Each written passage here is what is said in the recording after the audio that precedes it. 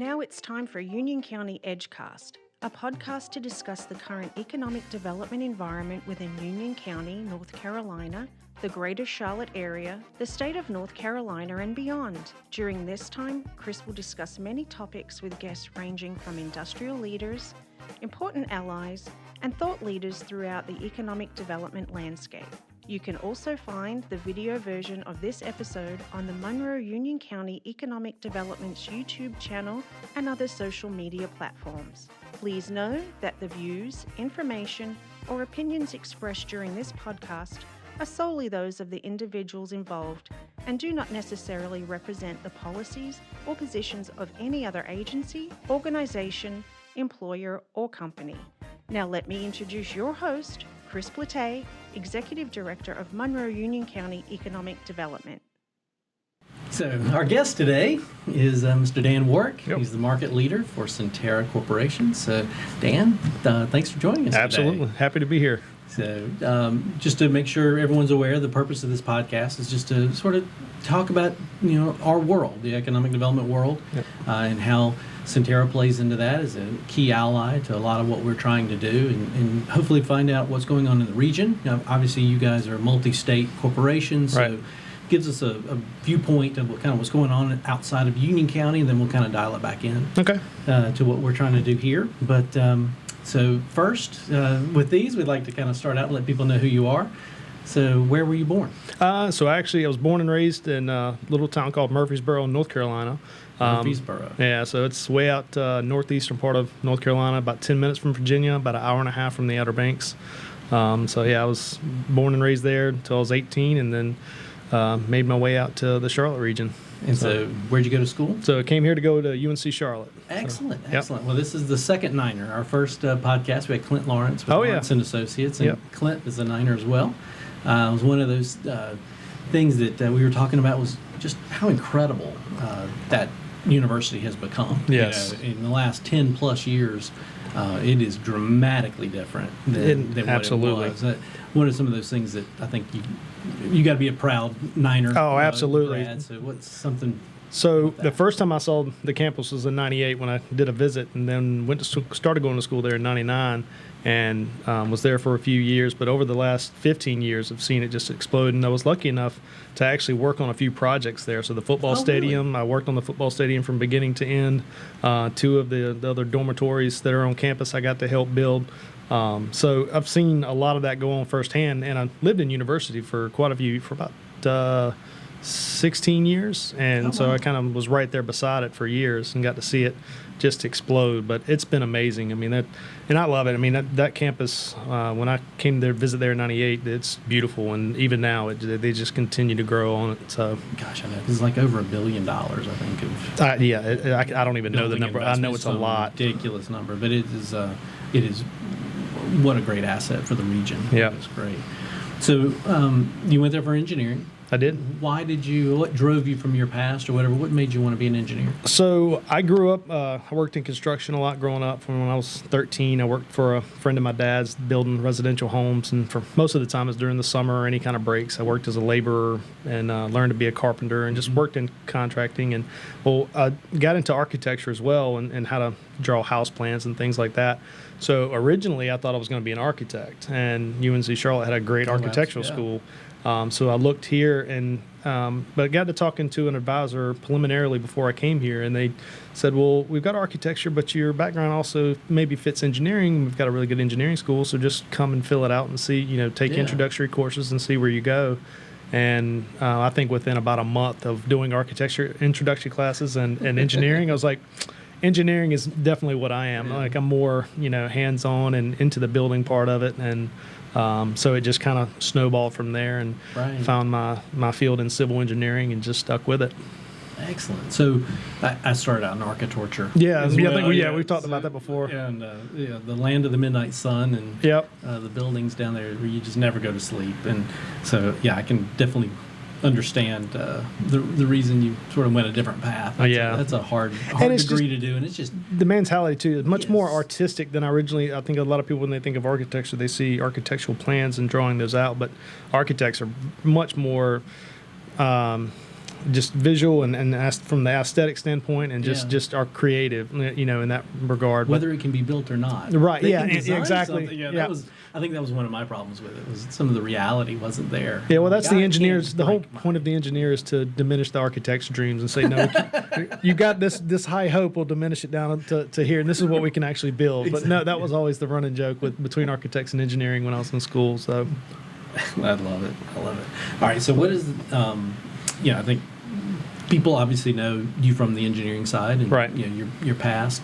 What's something they may not know about you?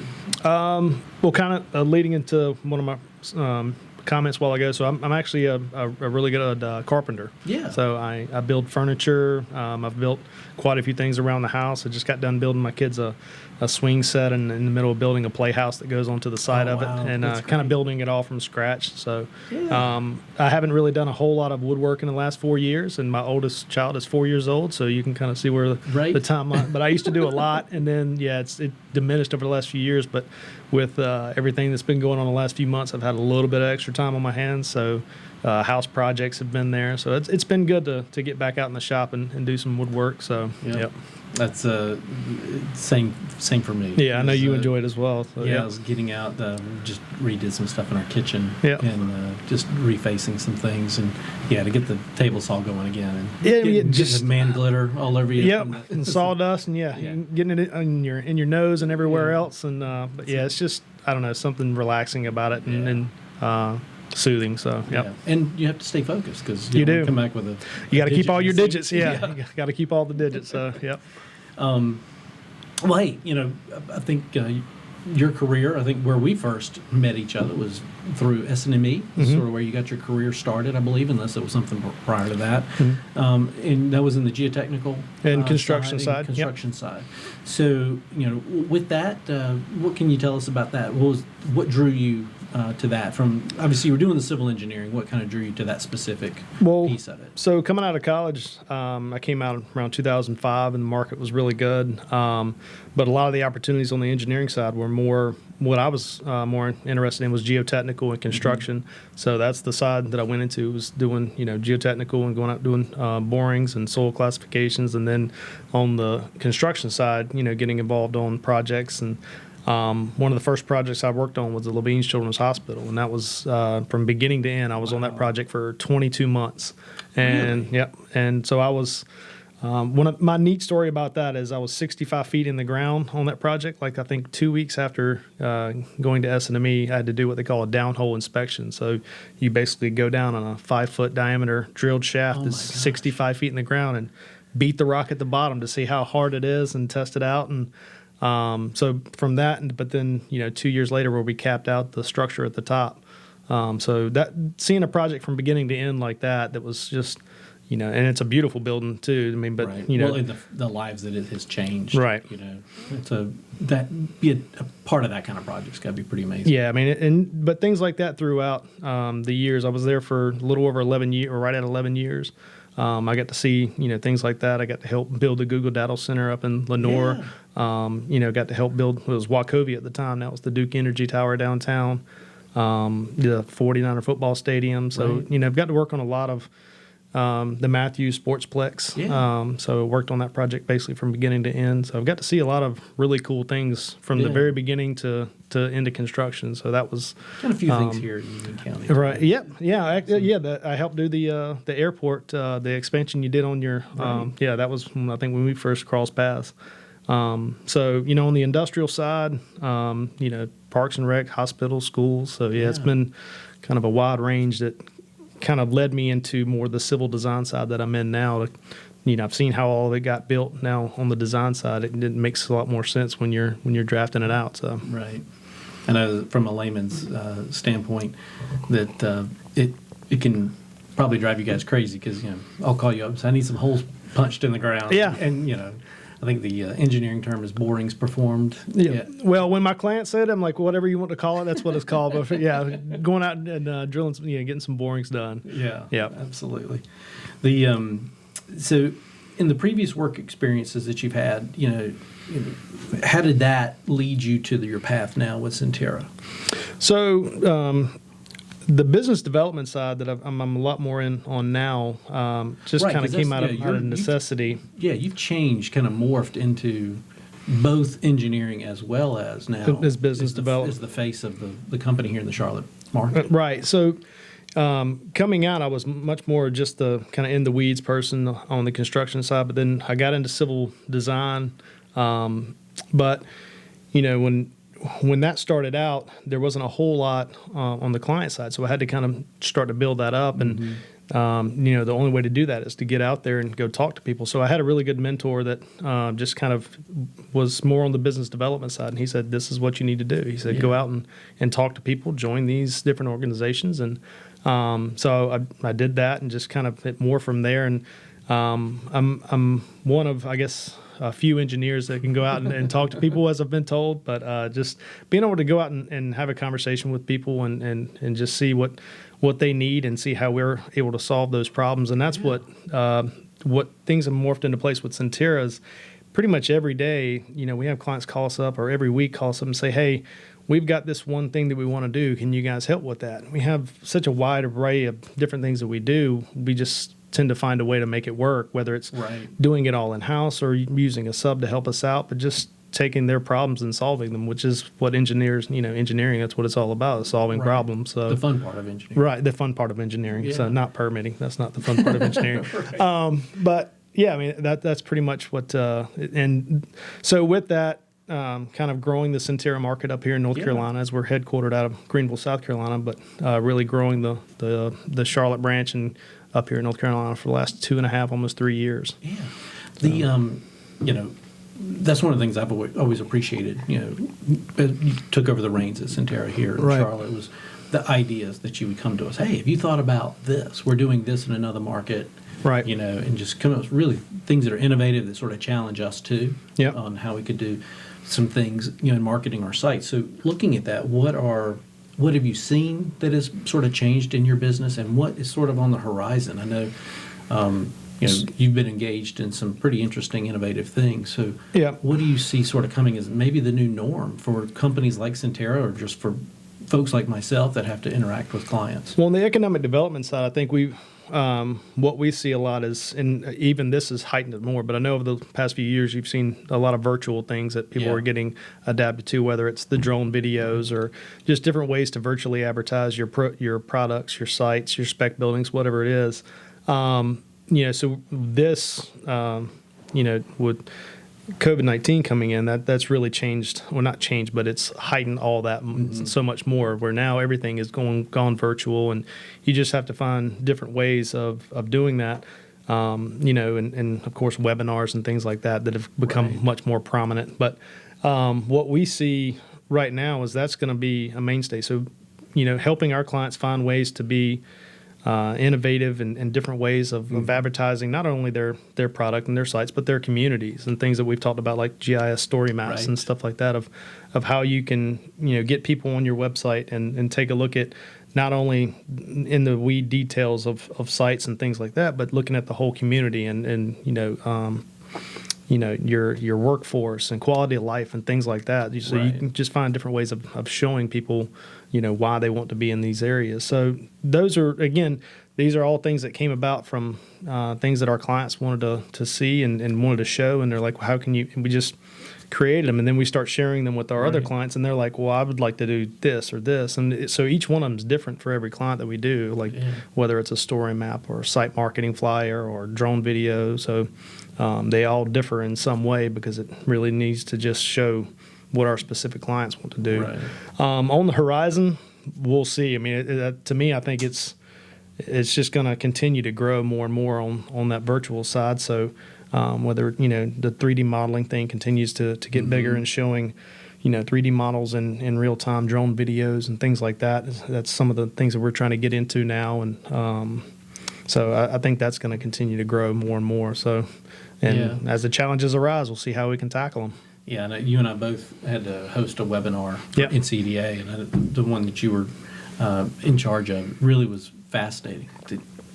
Brought together some site selectors, with Beth down in Greenville, and then Keith, what he's doing at Duke, and then also Aaron with Golden Shovel, And that was just fascinating to see sort of some of the examples of where, because of COVID, we may not be traveling as much, particularly to foreign countries or to, across the, to California, and to still having a way to interact with those people in a space, a simulated space, is pretty interesting. And so, it's going to take companies like yours to help bring that together. Yeah, I mean, it's one thing when you prepare for, like a site visit or a meeting and things that I don't know that you're used to, but then when you have to do all this virtually, and you're on a webinar or whatever. I know when you did the one for NCDA first, and it was just like, it's a little nerve wracking because you got a lot of different, you're just juggling a lot of different things at once. And you're right, because you're always dealing with technical, technology and issues with that. Something's not going to work the way, no matter how many times you tried it or rehearsed, something's always going to go wrong. So, of course, we ran into that a couple of times. People thought they were sharing their screen, but they really weren't. And but you just work through it, and I think everybody kind of understands that. I mean, everybody's in the same boat, so we all just work through it. But I think you're going to continue to see. I think once things get back to normal, or which I think will be a little while before we're kind of back in that comfort zone.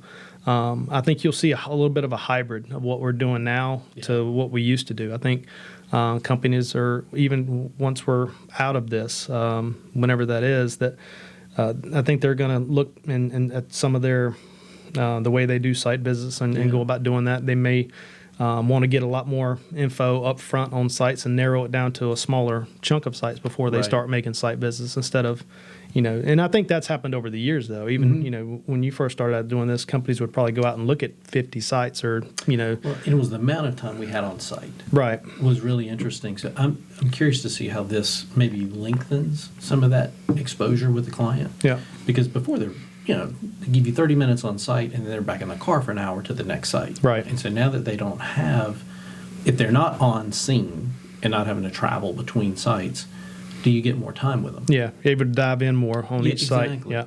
So it'll be interesting. We're investing a lot in technology, as you can see. We're changing mediums with this, like the podcast. Yeah. But drone videos, we've got a 360 camera. We've got, just anything and everything we can start to gather digital data, because I don't think paper is going to be enough. Even before we were submitting PDFs. Right. Thought that, that's going to be, that'll be part of it, but you've got to have something. Yeah. You've got to have a lot more. Everyone's expecting sort of video now and some sort of movement. So it's interesting. I know that, working with communities like us, or for us to work and try to be successful, it takes a lot of folks. Economic development's a team sport. Oh, yeah. And so with that, has there been any good partnerships that y'all have that sort of have stood out, that like an example project that, man, these people really pull together? Yeah.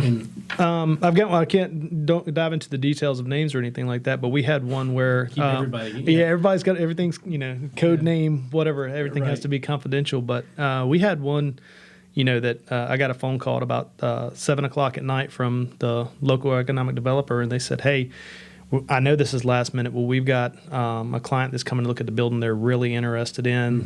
The site needs a lot of work, and there's a lot of things that go into it, but we really need to have an engineer on site to kind of maybe dive into it. And I can send you the information tonight. Can you look over it? They're going to be there at 8:00 in the morning. And I'm like, all right. But I was nearby, so it was near my home. So I was like, sure, I can. And then I got to thinking after I got off the phone, I said, well, hey, there's an existing building. They're going to have upfit. So I called back and I said, do you need a general contractor to be there as well to kind of take a look with it? And they're like, yes. Do you know somebody that you can bring on that can be there?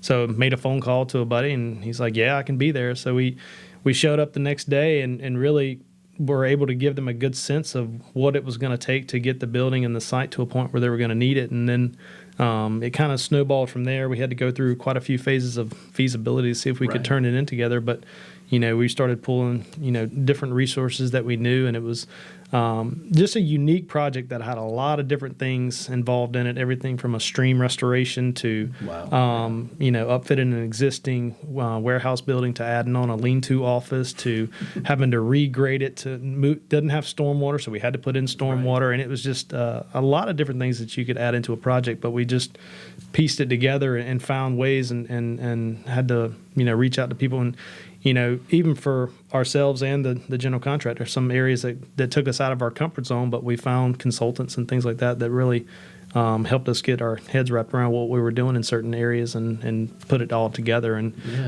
it's turned into a project that's in construction now. So yeah, it's been a pretty interesting when that's been since August of last year. So it's almost been a year that we've been working on it. So yeah.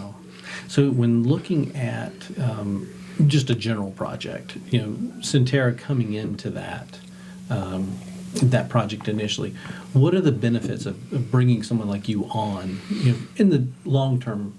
Again, when we talked to Clint, on the surveying side, right, doing those kind of things, initial survey, topo, some civil engineering side of it, but tip of the spear kind of things. You're also in that same category of, in the very beginning, how do you bring value to the client, to the project? So if it's, for our economic development clients, where we bring value to them is we help them get an idea of what they can do with their existing sites. So if they've got a site and they want to get some conceptual site plans or get an idea of what size facility they could fit there from a, in a understandable financial standpoint, where you can't, you can say you can fit a certain build of a certain size there, but it's going to take millions of yards of fill to do it. But to optimize the layout you can't fill a ravine. Yeah, they can. Yeah, you can, but again, money solves everything. If you've got enough, you can build whatever you want. But realistically, looking at it from a financial standpoint and a grading standpoint, and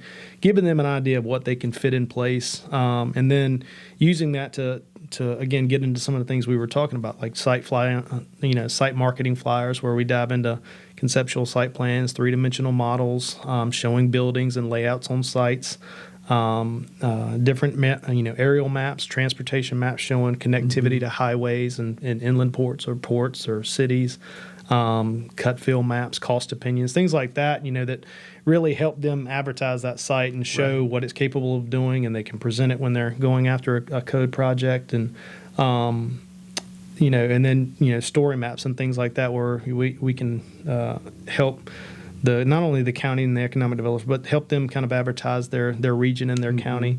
But on the site for a specific project, where we help is, hey, we've got this layout. We know we want this size 100,000 square foot building with 6 docks, and we want parking separated away from the dock area. We need trailers, storage for however many trailers, and just say, here's a layout. This is how this works, and this is how much the site development cost is going to be. And even then, there's sometimes where, whether it's our private developer partners or economic developers, to say, hey, can you do a 3-dimensional model for us to show this owner that's coming in what this would look like, so we can put together one of those models and say, because people aren't visual, right? You take them out to a site and they just see either grass, hopefully it's grass, and you can take them out to a treed site, and those are even the harder ones to sell off. But if you can go out to a site and they see a visual model of what that building would look like on site, and I think I've told you this story before. I did a site visit for a client of ours. They had somebody coming in to look at it, and it's just a clear site, and it's an old peach orchard that just sits out there and doesn't really have anything to bite onto. So I actually took the largest screen that I had in my office at the time, and had a DC to AC converter in my truck, plugged the screen in, got my laptop set up, and had the 3D model that we did like a virtual flyover, and I had that playing while we were doing the site visit. And everybody was like, I hadn't seen this before. And that's exactly what I wanted to hear. But it gave them a visual, because they were like, well, where are we standing? I'm like, we're actually right here. And they were looking at the screen, and they looked back on the site, and they kind of see what that building looked like. So things like that. Mind's eye. Yeah. And I guess that's that would be the new norm as we start to go forward. Right. You're going to get into the goggles on site and things like that. Yep. And the one thing I can imagine too, that you're sitting there with a client, and they're like, well, I want the building oriented this way. Yeah. And then you're like, well, if you put the loading docks on the other side, you just saved yourself X number hundreds of thousands 100%. of dollars. Yep. And that value, I think, because again, they have in their mind, they're already set, how they're going to lay out everything on the inside, but then you show them that. And it changes. Yeah, you start showing them some solid numbers, and they're like, "Oh yeah, I like that idea much better." Right. Yeah, I can reverse. The inside. If we did this, then you just saved about $1 million in site work, and they're like, "Okay, let's go that avenue." And we see that quite often. And but even in our long term, so SynTerra, we're very much an industrial. Most of our projects aren't on the industrial side. And so, we work all the way through the beginning part of a project like that on the preliminary side, and then through civil site design, permitting. We do some due diligence services as well, but then we do a lot on the back end when a manufacturer or whoever's in place, they've got, their things they've got to go through, whether it's EPA or the state environmental through their yearly permitting that they've got to do air emissions or stormwater and things like that. We do all those things, so we can be their consultant through their life cycle, however long they're at the plant. And that's how we've grown, good relationships with a lot of different manufacturers over the Southeast over the past 26 years. So looking at, obviously, we've mentioned it a couple times here, the COVID-19 pandemic and all that, and how that has affected our world and our businesses. We've mentioned and discussed a little bit in the past where with folks that our activity year over year, January to May, we're down about 55%. Right. But our activity is we're starting to see some light at the end of the tunnel here in activity picking back up. How has it been for you guys? I'm assuming y'all slowed down too as people sort of paused. Are you seeing an upward ramp in your activity? We're seeing a lot of activity the last 3 weeks or so. We were looking to have a blockbuster year, kind of. Especially on our side on the civil design, we had a lot of things that were looking to go. And then about mid-March, everything, of course, just shut down. And we had 3 pretty sizable projects that were going to happen in April, May, and June. And all 3 went on hold. One of those probably not coming back around, but the other 2 are probably pushed off till next year. But the thing that started to worry me a little bit was mid-March to about the beginning of May. Normally, any given week, I get about 3 to 5 phone calls a week to quickly look at a site, take a glance at something, or a codename project that you might reach out on and say, hey, does this type of layout fit?